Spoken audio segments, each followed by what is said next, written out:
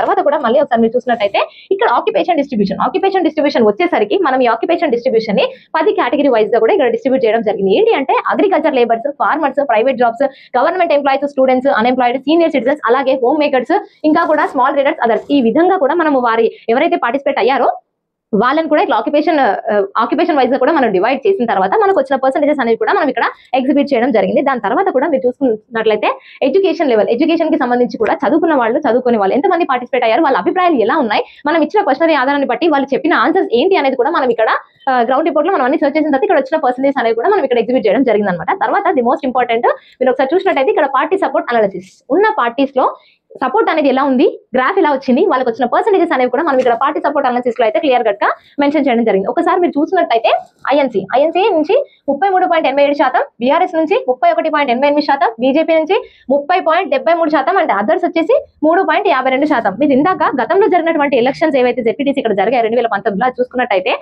మొదట్లో BRS first స్థానంలో ఉన్నప్పటికీ కూడా సెకండ్ ప్లేస్ లో మాత్రం బీజేపీ అయితే ఉంది. కానీ ఈసారి మాత్రం దానికి విరుద్ధంగానే ఇక్కడ మహేశ్వరం మండలంలో త్రిముఖ పోటీ జరిగే అవకాశం అయితే మనకు ఖచ్చితంగా కనపడతా ఉంది.